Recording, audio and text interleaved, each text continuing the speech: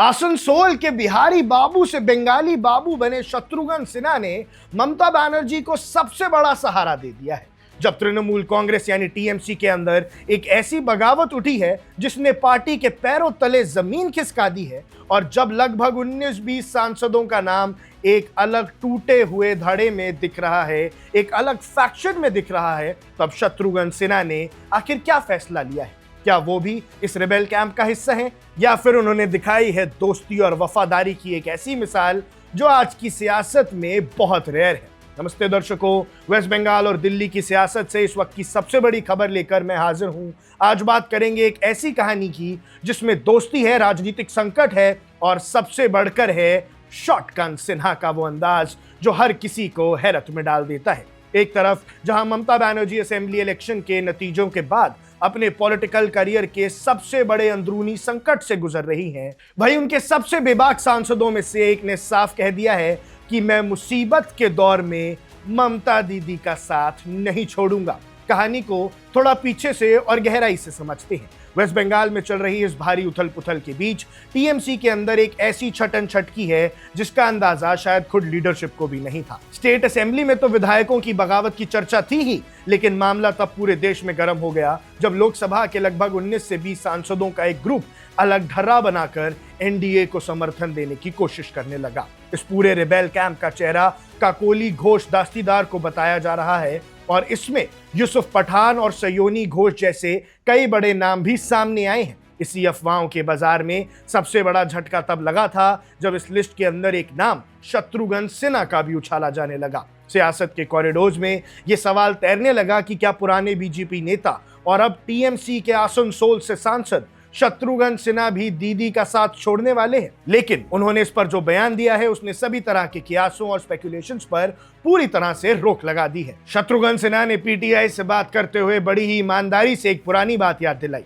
उन्होंने कहा कि जब साल 2019 में वो पटना साहिब से चुनाव हार गए थे और उनका पॉलिटिकल करियर एक बेहद दुश्वार और निराशाजनक दौर से गुजर रहा था, तब उनका साथ देने वाले उंगलियों पर गिनने लायक थे, और उस मुश्किल वक्त में सिर्फ और सिर्फ ममता बनर्जी उनके साथ खड़ी हुई थी। उन्होंने ही शत्रुघ्न सिन्हा पर पूरा भरोसा जताया और उन्हें आसनसोल से टिकट दिया और उनके पार्लियामेंट्री जर्नी को टूटने नहीं दिया। सिन्हा साहब ने बड़े ही इमोशन लेके दृढ़ अंदाज में कहा, जब ममता जी मेरे मुश्किल वक्त में मेरे साथ मजबूती से खड़ी थी, तो आज जब उन पर खुद एक मुश्किल दौर आया है तो मैं उनका साथ कैसे छोड़ दूं।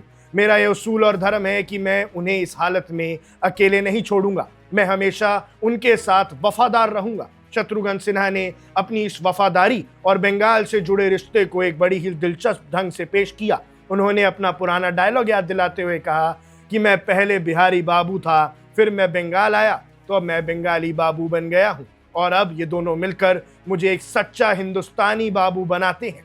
उनका ये कहना दिखाता है कि अब वो बंगाल की मिट्टी और वहां की राजनीति को टेम्पररी ठिकाना नहीं मानते, बल्कि उन्होंने ममता बनर्जी के नेतृत्व और बंगाल की जनता को अपने दिल में बसा लिया है। ऐसे वक्त में जब टीएमसी के कई नेता एनडीए के साथ नए रास्ते ढूंढ रहे हैं, बिना किसी शर्त के दीदी के साथ खड़े रहना राजनीति में उनके कद को और ऊंचा करता है, क्योंकि ये याद दिलाता है कि शत्रुघ्न सिन्हा एक वफादार नेता है। लेकिन दोस्तों, एक पत्रकार के नजरिए से इस कहानी में एक और दिलचस्प ट्विस्ट देखने को मिला है। एक तरफ जहां शत्रुघ्न सिन्हा ममता बनर्जी से अपनी वफादारी की कस्में खा रहे हैं और रिबेल ग्रुप का हिस्सा होने से साफ इनकार कर रहे हैं, वहीं दूसरी तरफ उन्होंने प्राइम मिनिस्टर नरेंद्र मोदी को उनके सरकार में 12 साल पूरे करने पर खुले दिल से बधाई दी है। उन्होंने सोशल मीडिया पर बड़े ही इज्जत से मैसेज लिखा है और पीएम मोदी को देश और समाज का फ्रेंड एंड गाइड तक बताया है। उन्होंने कहा कि ये बधाई वो एक ट्रू स्पोर्ट्समैन स्पिरिट यानी एक सच्चे खिलाड़ी की तरह दे रहे हैं। सियासत के माहिर इसके दो मायने निकाल रहे हैं। एक तरफ तो ये शत्रुघ्न सिन्हा का वही पुराना अंदाज है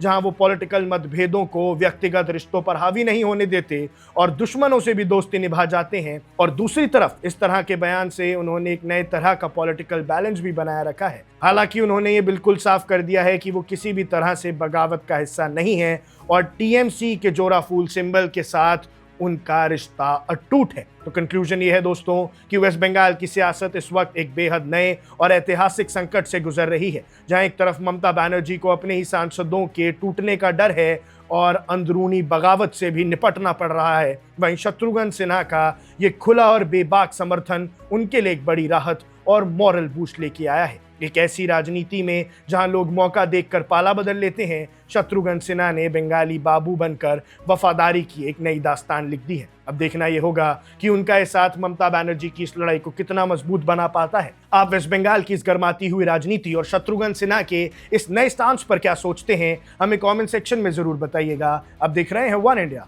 मैं हूं आकुश Kaushik. Subscribe to One India and never miss an update. Download the One India app now.